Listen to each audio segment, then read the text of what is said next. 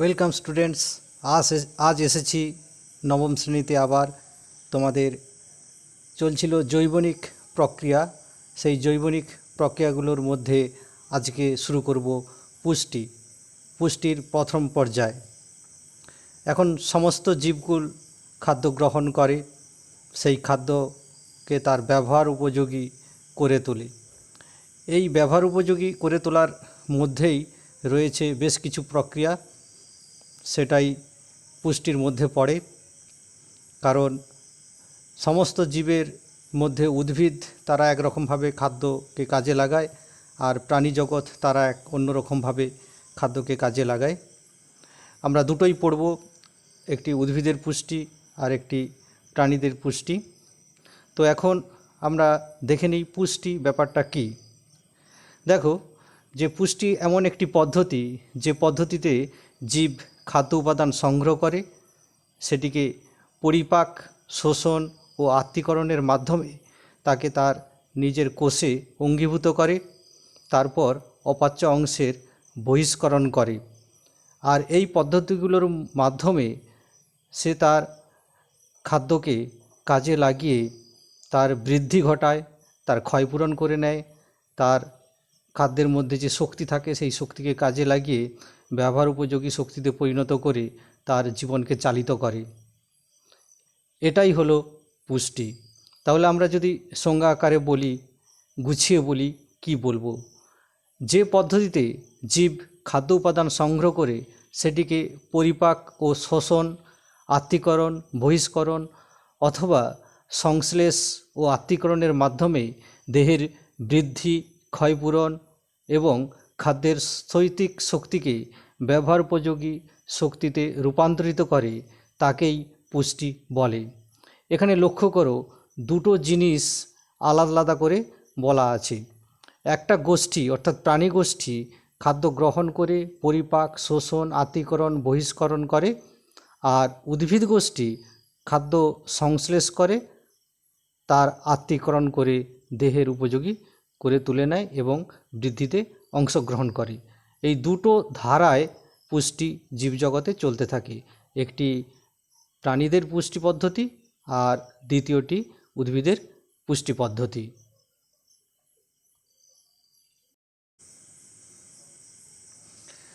এখন আমরা দেখে নেব পুষ্টির গুরুত্ব কী, অর্থাৎ পুষ্টি জীবজগতে কেন দরকার, প্রয়োজন হয় কেন। আমরা আগেই আলোচনা করলাম যে পুষ্টি হলো খাদ্য গ্রহণ, তাকে পরিপাক, আত্তীকরণ, বহিষ্করণের মাধ্যমে কাজে লাগানো। সেদিক থেকে দেখলে পুষ্টির নানাবিধ গুরুত্ব আমরা লক্ষ্য করতে পারি। প্রথমেই দেখো, আমি লিখেছি শক্তির উৎপাদন। পুষ্টির মাধ্যমে শক্তির উৎপাদন ঘটে। এর আগের ক্লাসে আমরা পড়েছিলাম যে শ্বসনের মাধ্যমে খাদ্যের স্থৈতিক শক্তি মুক্তি ঘটে। এখন সেই পর্যন্ত পৌঁছাতে গেলে তার আগে দরকার পুষ্টি, অর্থাৎ খাদ্য গ্রহণ করতে হয়। খাদ্য গ্রহণ করার পর তাকে পরিপাক করে শোষণের উপযুক্ত করে কোষে অঙ্গীভূত করতে হয়। এখন এই যে পদ্ধতি, এই পদ্ধতির মধ্যেই রয়েছে খাদ্যের ব্যবহার। আর এই খাদ্যের ব্যবহার করতে যদি না পারা যায় তাহলে কিন্তু শক্তি উৎপাদন হবে না। তাই অন্যভাবে বলা যায় যে পুষ্টির গুরুত্ব প্রথমেই এই শক্তির উৎপাদন যথেষ্ট গুরুত্বপূর্ণ। অর্থাৎ খাদ্যকে ব্যবহার উপযোগী করে তোলাটা শক্তি উৎপাদনের প্রথম ধাপ বলা যেতে পারে। আর শক্তি উৎপাদন হলে তবেই জীব নানাবিধ কাজ করতে পারবে, তার বহিঃপ্রকাশ হবে এবং তার জৈবনিক কার্যগুলোকে পরিচালিত করতে পারবে, অর্থাৎ জীবের জীবন প্রকাশিত হয়। সেকেন্ড দেখো, রোগ প্রতিরোধ। পুষ্টির মাধ্যমে রোগ প্রতিরোধ গড়ে ওঠে। অর্থাৎ আমরা যে খাবার খাই সেই খাদ্যের মধ্যে নানাবিধ উপাদান থাকে। তোমরা জানো যে আমাদের প্রধান খাদ্য উপাদানগুলো হলো প্রোটিন, ফ্যাট, কার্বোহাইড্রেট, তার সাথে সাথে ভিটামিন, খনিজ লবণ, জল, ফাইটোকেমিক্যালস, খাদ্যতন্তু, এই সমস্ত উপাদানগুলো আছে।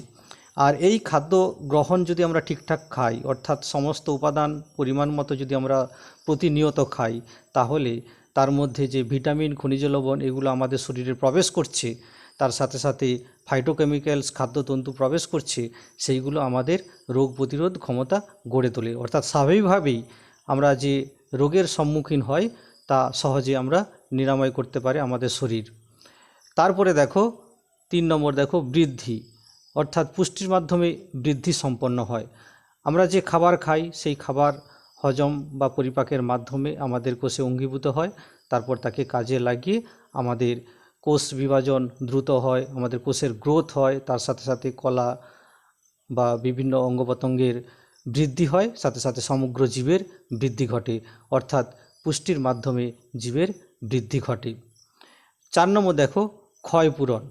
আমরা আমাদের পথ চলতে গেলে আমাদের শরীরে নানাবিধ রোগ বাসা বাঁধে, আবার অনেক সময় আমাদের নানা রকম কারণে শরীরের নানা অঙ্গের ক্ষয় বা ক্ষত তৈরি হওয়া বা কেটে যাওয়া বিভিন্ন রকম পরিস্থিতি তৈরি হতে পারে, উদ্ভিদের ক্ষেত্রেও হতে পারে। কিন্তু আমরা অনেক সময় লক্ষ্য করি যে এগুলো আস্তে আস্তে ধীরে ধীরে পূরণ হতে থাকে, ক্ষত পূরণ হয়, কেটে যাওয়া অংশ সেরে ওঠে, উদ্ভিদের ক্ষেত্রেও এগুলো হয়ে থাকে। এটাই হচ্ছে ক্ষয়পূরণ, অর্থাৎ পুষ্টির মাধ্যমে আমরা যে খাবার গ্রহণ করি তাকে কাজে লাগাই, সেটি আমাদের ক্ষয়পূরণ করতে সাহায্য করে, অর্থাৎ দেহকে সারিয়ে তুলতে সাহায্য করে। তাহলে এটা আমরা বুঝতে পারলাম যে পুষ্টি এমন একটি পদ্ধতি যে পদ্ধতিতে আমাদের কিন্তু শক্তি উৎপাদন, রোগ প্রতিরোধ, বৃদ্ধি, ক্ষয়পূরণ এগুলো চলতে আছে, এবং এর ফলে আমরা আমাদের জীবনকে অতিবাহিত করতে পারি। আর এই জন্যেই পুষ্টিকে আমরা বলতে পারি এটি একটি উপচিতি প্রক্রিয়া, কারণ পুষ্টির দ্বারা দেহের বৃদ্ধি হয়, দেহের শুষ্ক ওজনের বৃদ্ধি পায়, তাই পুষ্টি পদ্ধতিকে উপচিতি প্রক্রিয়া বলা যেতে পারে। এটাও পরীক্ষায় অনেক সময় প্রশ্ন আসে। এবার আমরা দেখে নেব যে উদ্ভিদের ক্ষেত্রে পুষ্টি পদ্ধতি কী রূপ, অর্থাৎ উদ্ভিদের পুষ্টিগুলো কিভাবে হয়ে থাকে। প্রথমেই লক্ষ্য করো, এটাকে আমরা দুটো ভাগে ভাগ করেছি উদ্ভিদের পুষ্টি, একটি হচ্ছে স্বভোজী পুষ্টি আর একটি হচ্ছে পরভোজী পুষ্টি। স্বভোজী পুষ্টি এটা আমরা অনেকেই আগেই জেনে গেছি, তার কারণ উদ্ভিদ তার নিজের খাদ্য নিজেই বিভিন্ন অংশকে কাজে লাগিয়ে, বিভিন্ন উপাদানকে কাজে লাগিয়ে, সূর্যালোককে কাজে লাগিয়ে সালোক সংশ্লেষ পদ্ধতিতে খাদ্য তৈরি করতে পারে, সংশ্লেষ করতে পারে, আর এই রকম সংশ্লেষের মাধ্যমে সে তার পুষ্টি সম্পন্ন করে, তাই এটাকে স্বভোজী পুষ্টি বলে। আর পরভোজী পুষ্টি, কিছু কিছু উদ্ভিদ খাদ্যের ব্যাপারে নিজে সংশ্লেষ না করে অন্যের উপর নির্ভর করে, নানাবিধ উপায় অবলম্বন করে পুষ্টি সম্পন্ন করে, এইগুলোকে বলা হচ্ছে পরভোজী পুষ্টি পদ্ধতি। আমরা প্রথমে স্বভোজী পুষ্টি পদ্ধতিটা আলোচনা করে নিই। এখানে লক্ষ্য করো এর দুটো পর্যায়, অর্থাৎ স্বভোজী পুষ্টি চালানোর সময় উদ্ভিদ দুটো পর্যায় অতিক্রম করে, একটা হচ্ছে সংশ্লেষ আর 2 নম্বর হচ্ছে আত্তীকরণ। সংশ্লেষটা খুবই সহজ, আগে আলোচিত হয়েছে, উদ্ভিদ সালোক সংশ্লেষ পদ্ধতিতে খাদ্য তৈরি করতে পারে, এটা হলো সংশ্লেষ। আর আত্তীকরণ হচ্ছে যখন খাদ্য তৈরি হয়ে যাচ্ছে তখন সেই খাদ্য তাদের কোষে প্রোটোপ্লাজমে পৌঁছে যাচ্ছে, অঙ্গীভূত হচ্ছে, অর্থাৎ প্রোটোপ্লাজমের অংশে পরিণত হচ্ছে, যার ফলে উদ্ভিদের বৃদ্ধি হচ্ছে, ক্ষয়পূরণ হচ্ছে, এটা হলো আত্তীকরণ। আর এই ধরনের সংশ্লেষ ও আত্তীকরণের মাধ্যমে স্বভোজী উদ্ভিদেরা পুষ্টি সম্পন্ন করে, এই ধরনের পুষ্টিটাকে হলোফাইটিক পুষ্টি বলে। খুব ইম্পর্টেন্ট প্রশ্ন, হলোফাইটিক পুষ্টি কাকে বলে? তাহলে বুঝতে পেরেছো হলোফাইটিক পুষ্টি কাকে বলে। এবার চলে এসো পরভোজী পুষ্টি। পরভোজী পুষ্টিতে লক্ষ্য করো যে এটি এমন একটি পুষ্টি পদ্ধতি যেখানে খাদ্য সংশ্লেষে অক্ষম ক্লোরোফিলবিহীন জীবেরা কোনো আশ্রয়দাতার দেহ থেকে অথবা অন্য কোনো জীব বা কোনো জৈব উপাদান থেকে পুষ্টি সম্পন্ন করে।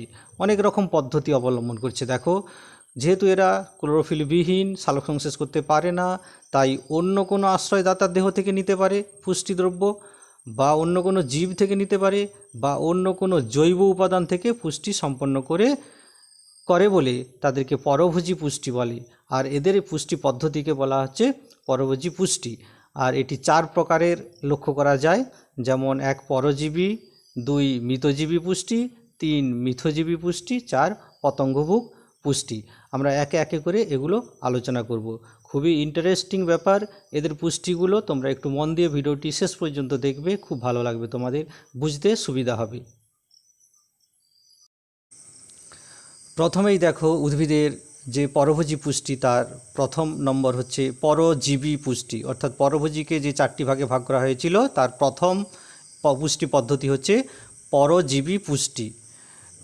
কীরকম ধরনের এটা না, কিছু কিছু উদ্ভিদ যারা সজীব আশ্রয়দাতাকে বা সজীব আশ্রয়দাতা উদ্ভিদ বা প্রাণী দেহ থেকে পুষ্টি উপাদান সংগ্রহ করে আশ্রয়দাতা জীবের ক্ষতি সাধন করে এবং নিজে উপকৃত হয়, তাদেরকে বলা হচ্ছে পরজীবী।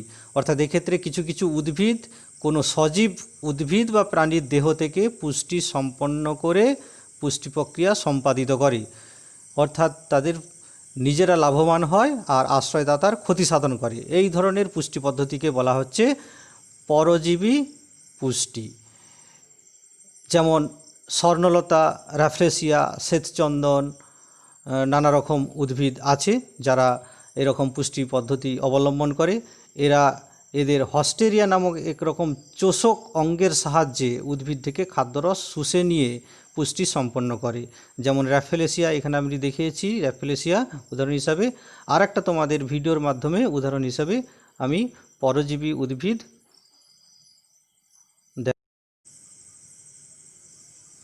এখানে লক্ষ্য করো, একটি আম গাছে পরজীবী উদ্ভিদ দেখানো হয়েছে। লক্ষ্য করো যে দেখানো হচ্ছে এইটি ডেনড্রপথি নামক প্রজাতি আম গাছে তার চোষক অঙ্গের সাহায্যে পুষ্টি সম্পন্ন করছে। ওই যে চোষক অঙ্গ দেখানো হচ্ছে, আম গাছে কেমন শিকড়ের মতো অংশ আম গাছে ভেতরে প্রবেশ করিয়ে দিয়েছে, সেখান থেকে এই উদ্ভিদটি পরজীবী উদ্ভিদটি আবার দেখানো হবে। দেখো এই যে অংশটি আম গাছের ডালে পরজীবী উদ্ভিদ কীভাবে তার চোষক অঙ্গের মাধ্যমে দেখলাম পরজীবী উদ্ভিদ। এরপর দেখো মৃতজীবী উদ্ভিদের পুষ্টি।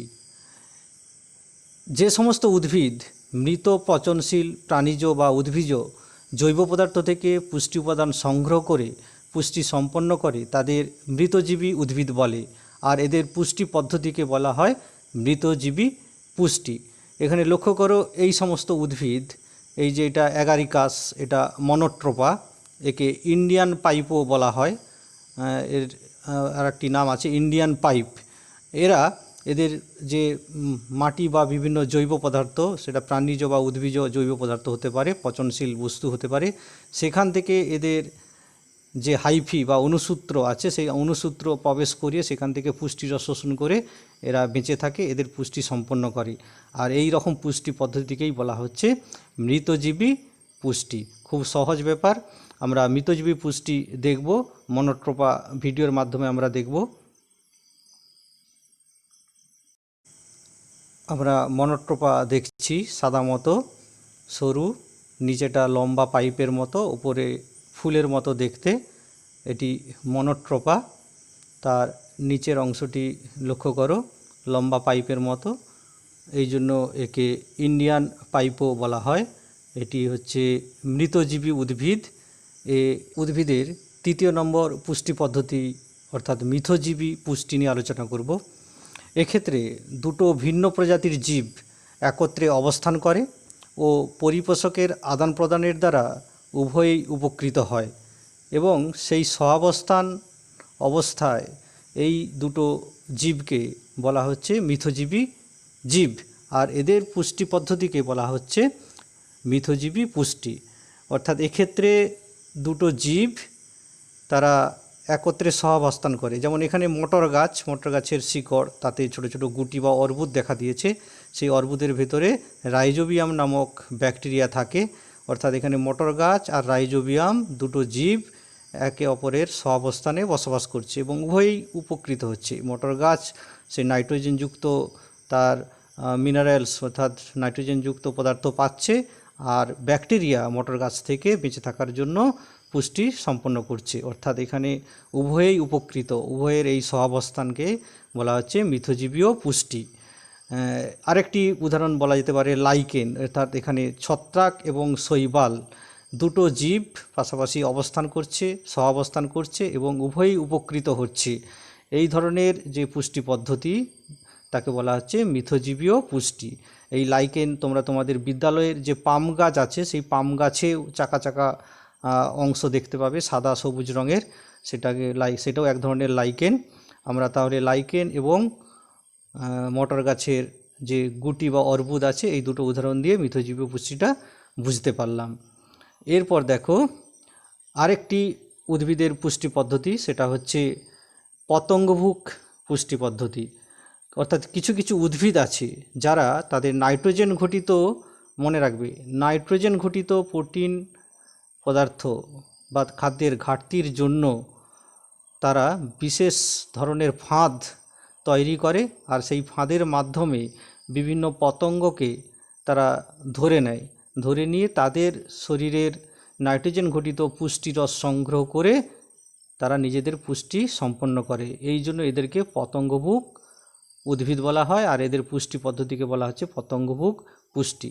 অর্থাৎ এরা পতঙ্গদের শরীরের নাইট্রোজেন ঘটিত প্রোটিন পদার্থ সংগ্রহ করে নিজেদের পুষ্টি সম্পন্ন করে, তাই এটাকে বলা হচ্ছে পতঙ্গভুক পুষ্টি।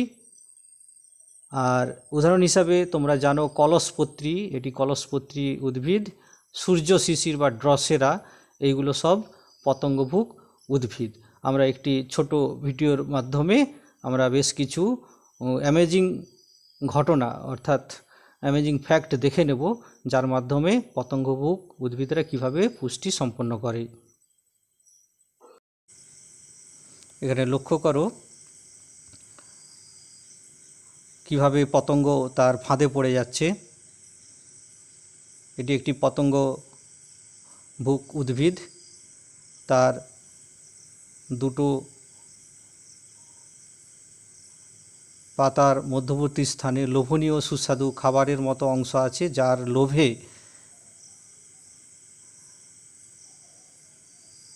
এই সমস্ত পতঙ্গগুলো আসে, তারপর সেখানে চটচটে পদার্থে চিটে গিয়ে তারা আটকে যায়, তখন পাতা দুটো বা ঢাকনা দুটো বন্ধ হয়ে যায় এবং তখন ওই পতঙ্গের ভেতরকার যে নাইট্রোজেন ঘটিত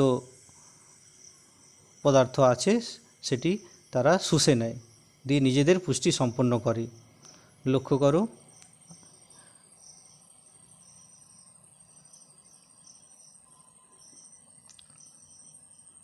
দেখো কলসপত্রী অনেক প্রজাতির হয়, এটি এক ধরনের কলসপত্রী।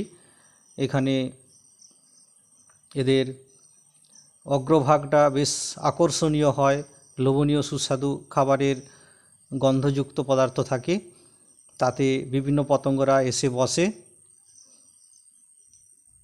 দিয়ে তারপর সেই রসালো পদার্থে স্লিপ করে তারা ভেতরে কলসির মতো যে অংশ আছে সেই কলসিতে পড়ে যায়। তাতে বেশ কিছু তরল পদার্থ আছে, সেই তরল পদার্থে তারা তাদের প্রোটিন পদার্থগুলো সেখানে মিশ্রিত হয়, তখন সেখান থেকে এই সমস্ত কলসপত্রী তারা পুষ্টি সম্পন্ন করে। দেখো ভেতরে পড়ে গিয়ে কি অবস্থা হয়েছে পতঙ্গের, আস্তে আস্তে করে তারা ওখানে মারা যাবে, সেখানে তাদের পুষ্টিরস ওই সমস্ত উদ্ভিদ শোষণ করে নেয়। দেখো একটি কলসপত্রী তার কলসির মধ্যে কতগুলো পতঙ্গ ধরা পড়েছে, অলরেডি অনেকেই মারা গিয়ে তাদের পুষ্টিরস শোষণ করে নিয়েছে, এবং কিছু কিছু বড় বড় কলসপত্রীর ক্ষেত্রে তাদের কলসির ভেতরে অনেক তরল পদার্থ, জলীয় পদার্থ থাকে। সেক্ষেত্রে বড় বড় প্রাণীরা, এই যে ইঁদুরটি দেখতে পাচ্ছ,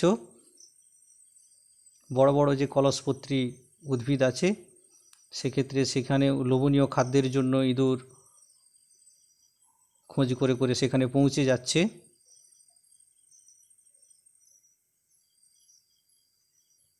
লক্ষ্য করো ইঁদুরটিকে, কলসপত্রী উদ্ভিদে কিভাবে সে তার সুস্বাদু খাবারের আশায় সেখানে আস্তে আস্তে ফাঁদে পড়তে চলেছে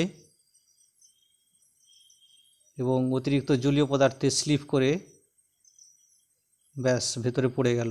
ভেতরে গিয়ে যে তরল পদার্থ, অত্যাধিক তরল পদার্থ আছে, সেই তরল পদার্থে, চটচটে আঠালো তরল পদার্থে বেচারি ইঁদুর আস্তে আস্তে নিস্তেজ হয়ে যায়। তবে আগে যে আমরা পতঙ্গভুক উদ্ভিদগুলো পড়লাম, তারা পতঙ্গদের ভক্ষণ করলেও নাইট্রোজেনের ঘাটতি পূরণের জন্য তারা কিন্তু বেশ কিছুটা সালোক সংশ্লেষ পদ্ধতিতেও খাদ্য সংগ্রহ করে থাকে। এরপর এসো প্রাণীদের পুষ্টি পদ্ধতি। প্রাণীরা বরাবরই খাদ্যের ব্যাপারে অন্যের উপর নির্ভরশীল, তাই এদেরকে পরভোজী বলা হয়। এরা জটিল জৈব পদার্থ খাদ্য হিসেবে গ্রহণ করে, আর এই জটিল পদার্থকে খাদ্য হিসেবে গ্রহণ করবার জন্য এরা বেশ কিছুটা সময় ধরে খাদ্যের পরিপাক করে, তারপর তার শোষণ করে, তারপর সেটাকে আত্তীকরণের মাধ্যমে শরীরের বিভিন্ন জৈবনিক চাহিদা মেটায় এবং পরিশেষে খাদ্যের অপাচ্য অংশকে দেহ থেকে বহিষ্কার করে দেয়। আর এই ধরনের পুষ্টি পদ্ধতিকে বলা হচ্ছে হলজৈবিক পুষ্টি। অর্থাৎ প্রাণীরা যে দীর্ঘ প্রসেসের মাধ্যমে তাদের পুষ্টি সম্পন্ন করে, সেই ধরনের পুষ্টিকে বলা হচ্ছে হলজৈবিক পুষ্টি। আর এই হলজৈবিক পুষ্টির তাহলে আমরা 5টি পর্যায় পাবো। এক হচ্ছে খাদ্য গ্রহণ করছে, 2 নম্বর হচ্ছে পরিপাক, 3 নম্বর হচ্ছে শোষণ, তারপর আত্তীকরণ, তারপর আত্তীকরণের পর অপাচ্য অংশ দেহ থেকে বহিষ্কার। এই রকম 5টি পদ্ধতি বা পর্যায় অতিক্রম করার পর তারা তাদের শরীরের জৈবনিক চাহিদা মেটাতে পারে। আর এই ধরনের পুষ্টি পদ্ধতি থেকে বলা হচ্ছে হলজৈবিক পুষ্টি পদ্ধতি বা প্রাণীদের পুষ্টি পদ্ধতি। প্রাণীরাও বেশ অনেক রকমভাবে তাদের পুষ্টি সম্পন্ন করে। তারা প্রায় 5টি ভাগে বা 5টি ভাবে তাদের পুষ্টি সম্পন্ন করে। আমরা প্রথমেই পড়ব প্রাণীদের পরজীবী পুষ্টি।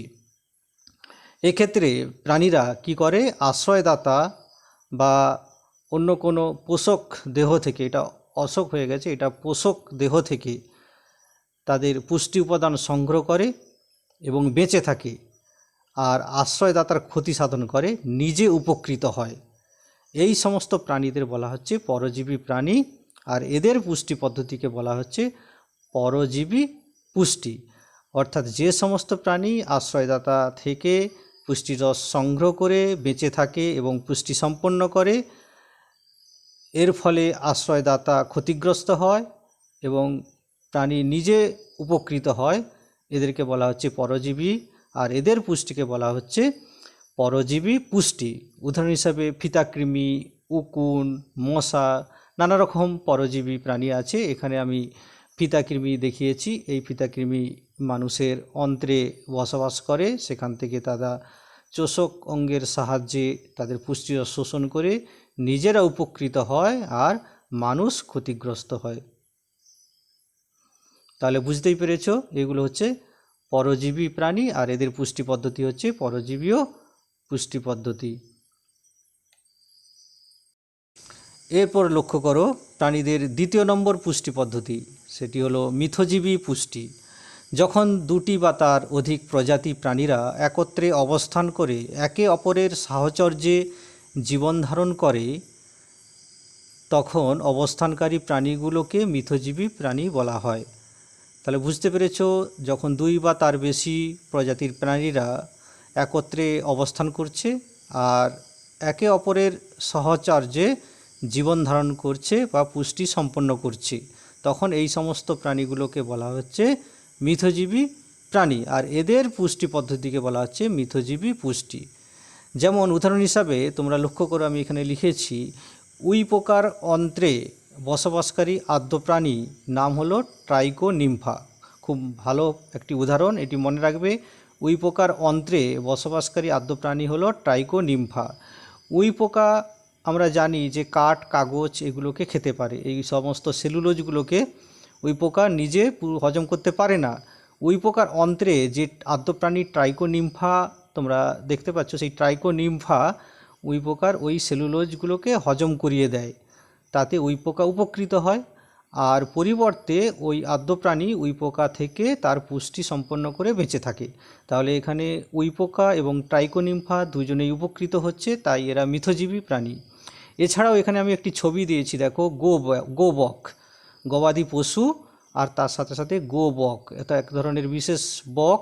তারা এই গবাদি পশুর দেহ থেকে পোকামাকড় খেয়ে নেয়, ফলে গরু উপকৃত হয় বা গবাদি পশুগুলো উপকৃত হয়, পরিবর্তে এরা খাদ্য পায়, অর্থাৎ বকও উপকৃত হয়। তাহলে এটাও একটি মিথজীবী প্রাণীদের উদাহরণ। আমরা দেখে নেব মিথজীবী প্রাণীর উদাহরণ।